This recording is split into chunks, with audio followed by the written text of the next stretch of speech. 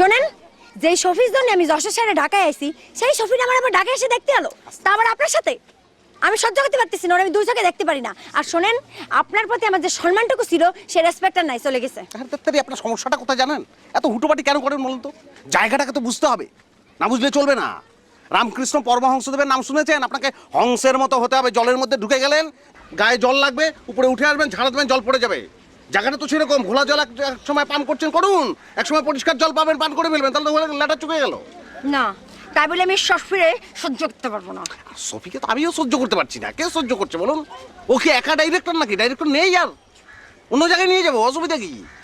আমি ওরে দুই চোখে দেখতে পারি না, ওরে সহ্য করতে পারতেছি না। দুনিয়া উল্টা গেলেও আমি অন সিনেমা নাই করবো না। দরকার আমি সিনেমাই করবো না, চলে যাবো যশোর। আশ্চর্য, আপনার সমস্যাটা কি তোতা পাখির মতো একই কথা তখন থেকে বলে যাচ্ছেন? এটা এত রাগি কেন? হ্যাঁ, আচ্ছা আমি কি বলছি যে এটা হবে, বিষয়টা আমি দেখবো, সবের বিষয়টা আমি দেখবো, আমাকে একটু দেখতে দিন। আমি এটা বুঝি না কিছু, চেষ্টা করেন। ওরে পাগল, এটা আর্ট তো, কালচার তো, ওটা তো এমনি হবে না।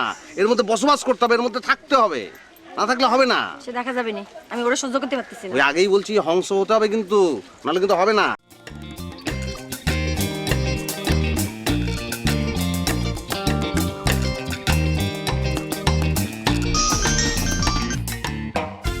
হ্যালো। হ্যাঁ জানুর, মানে একটা কতটা জরুরি একটা ঘটনা তো ঘটে গিয়েছে এর মধ্যে। কি ঘটনা?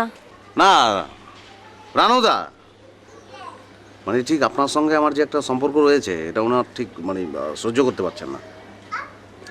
উনি আমাকে বললেন, মানে টোপ দিলেন একটা আর কি, যে তুমি সানুরের সঙ্গে কোনো সম্পর্ক রেখো না, আমি তোমাকে এফডিসিতে একটা কাজ বাগিয়ে দেবো।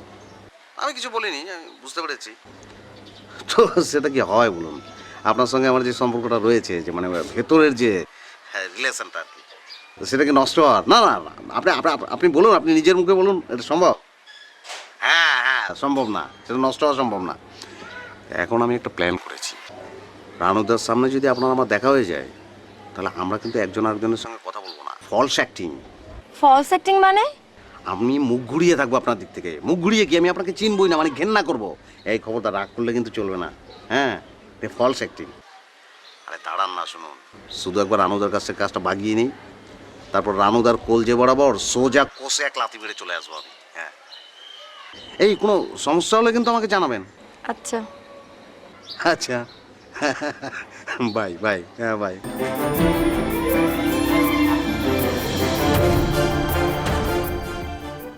না না, তুমি তো জানো যে এফডিসিতে আমার এখন একটা হোল্ড তৈরি হয়েছে। জি জি, সে তো নিশ্চয়ই জানি। তো ব্যাপার হচ্ছে যে তোমার ক্যারিয়ার তৈরি করার জন্য জি। তোমাকে তো ওই জায়গাতে ঢুকতে হবে, জি জি তাই না? জি জি। তো সেই ঢোকার ব্যবস্থা তো এবং কাজ ধরিয়ে দেওয়ার ব্যবস্থা তো সেটা আমি করবো। হ্যাঁ জি দাদা, সে তো আপনি রয়েছেন। কিন্তু তোমার এই সমস্ত আচরণ, মানে যেভাবে চলাফেরা করছো, আমার এটা ভালো লাগছে না। জি দাদা, কেন কি হয়েছে বলুন তো? না না, আমি স্পষ্ট করেই বলি, জি প্লিজ। বেশি কথা বাড়িয়ে কোনো লাভ নেই। জি না দাদা, কোনো অন্যায় হতে গেলে না, সরাসরি বলবেন। অন্যায় না, অন্যায় না। ব্যাপারটা হচ্ছে কি, যে ওই যে মেয়েটা শাহানুর, জি শাহানুরকে আমি নিয়ে এসেছি। জি দাদা। না, তুমি নিয়ে এসছো? জি না দাদা, নিশ্চয়ই আপনি আমি নিয়ে এসেছি। তো আমি নিয়ে আসলাম, ভালো কথা, কিন্তু ওর সাথে তোমার আচরণটা মানে এত কাছে চলে যাচ্ছে, এটা আমার কাছে খুব খারাপ লাগছে, না আমার কাছে দৃষ্টিকটু মনে হচ্ছে। মানে এই তুমি যদি এই ধরনের চিন্তা ভাবনা করো, তাহলে কিন্তু আমি তোমার কোনো কাজ করে দিতে পারবো না। বুঝতে পারো নাই? জি দাদা, বুঝতে পেরেছি। মানে আমি তো আসলে মানে আমি তোমাকে বুঝিয়ে দিই, পরিষ্কার করে দিই। তোমাকে এই শানুরের সাথে মেলামেশাটা একেবারেই ছেড়ে দিতে হবে। আপনি নিজের মুখে যেখানে আমার ক্যারিয়ার নিয়ে কথা বলছেন, আমাকে নিয়ে ভাবছেন, সেখানে ওই মেয়ের সঙ্গে সম্পর্ক আমার তো কোনো প্রয়োজন নেই। আমি এমনি কথা বলতাম। ঠিক আছে, এইটা মনে রেখো, এটা মনে রেখো, বাস বাস, আর লাগবে না। জি দাদা, নিশ্চয়ই। আর আপনি এই জিনিসটা এতদিন মনের মধ্যে চেপে রাখছেন, আগে যদি বলতেন তাহলে তো বিষয়টা আগেই মানে কখন লেটা চুকে যেত, তাই না? না না, হাব ভাব দিয়ে বুঝিতে, তোমার না বুঝলে আমি তো কি করবো? না, সেটা তাহলে আমি তো অন্যায় বুঝছো। হয়ে গেছে দাদা, প্লিজ Clear? প্লিজ আমাকে তাহলে মাফ করে দিন। আমি না না, মাপের কিছু না। তো ঠিক আছে, তাহলে আমি তোমার দিকটা চিন্তা করবো। জি দাদা, তাহলে আসি আমি এখন। আসসালামু আলাইকুম। লিকু, জি ভাই, তুমি কারে নিয়ে এসেছো? লালু ভাই, তুমি জানো না আমার এখানে বেঈমান মুনাফিকদের কোনো জায়গা নেই? আপনি ইরাম কেন কম দিনি? আরে বড় ভাই বলেন, উস্তাদ বলেন, গুরু বলেন, সেটা তো আপনি। আপনার হাত ধরে আমরা খাজা বাবার আশিকান হয়েছি।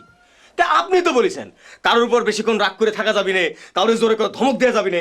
আরে একটা মিয়া মানুষের জন্য আপনাকে দুজনের মধ্যে একটা ভুল বোঝাবুঝি হচ্ছে, এটা কি ঠিক হচ্ছে বলেন? না না লেখু ভাই, সেটা ঠিক কথা নয়। দাদা আমার পুরো রাগ করেছেন, তো সেটা করতেই পারেন, দাদাই তো।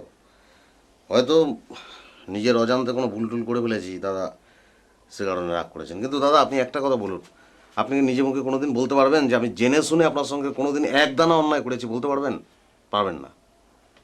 এই যে আমি আপনার সঙ্গে সামনে যে এত বিনয়ী, এত ভদ্রভাবে কথা বলছি, আমি কিন্তু এত বিনয়ী নই, আমি কিন্তু একটা বাঘের বাচ্চা দাদা। কিন্তু আমি আপনার সামনে বিড়ালের মতো মিউ মিউ করছি। কেন মিউ মিউ করছি জানেন তো? কারণ আমি জানি আমি যার সঙ্গে কথা বলছি সে আমার চেয়ে আরো অনেক বড় বাঘের বাচ্চা, তার কাছে অনেক কিছু শেখার আছে। হ্যাঁ, এই কারণে আমি এখানে এসেছি। বসো বসো বসো বসো। এখন থেকে আমরা একসঙ্গে থাকবো, মিলে জুলে থাকবো, আর কোনো থার্ড পার্সন নিয়ে এখানে কোনো আলোচনা হবে না। না, কোনো মেয়ে মানুষ নিয়ে আমাকে এখানে আলোচনা হবে না, হতেই পারে না। আমরা তিন ভাই একসঙ্গে থাকবো, মিলেমিশে থাকবো, বাস। গান সারো লিখো। জি ভাই। তবে ছোট মুখে একটা বড় কথা বলতে চাই। আছি কি ছোট মানুষ, কি বলছেন আপনি বলুন তো? না, এই যে সবি ভাই একটা ফিল্ম পাইলো, তো তাদের নায়িকা নিয়ে এত টেনশন করছে, দেখেন টেনশনে মাথায় হাত দিয়ে আছে। এটা কি দরকার আছে কোনো? নায়িকা তো আমাকে সঙ্গেই আছে। ভাই আমি শাহানুর আপার কথা বলছি। দেখেন ভাই, আপনার সঙ্গে শাহানুর আপার আগের কাজের পূর্ব অভিজ্ঞতা আছে, তাই না? এবং শাহানুর আপা ভালো অ্যাক্টিং করছে, আর তার মধ্যে তো ভাইয়ের সঙ্গে অনেক ভালো সম্পর্ক এখন। তাহলে পরে শাহানুর আপা হলে আমাদের ফিল্মের জন্য ভালো হয় না? তার মধ্যে যদি আপনি এরকম রাইগে থাকেন তাহলে পরে তো এই লিখো, থাম তো। আমি কোথায় রাগ করেছি? রাগ তো ওই আমার উপরে করে আমার অপমান করে চলে গেল। আমি তো ওকে নিয়েই কাজ করতে চাই।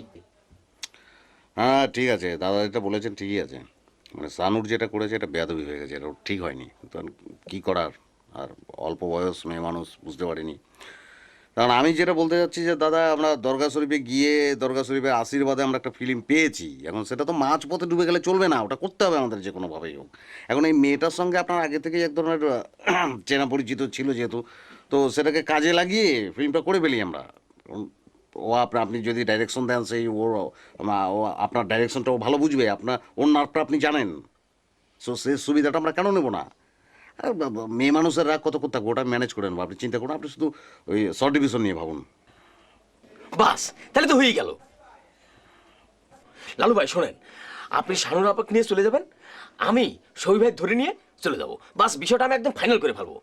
কোনো ব্যাপার না, ঠিক আছে? সানুকে নিয়ে আসবো আমি। হ্যাঁ, হয়ে গেছে ভাই।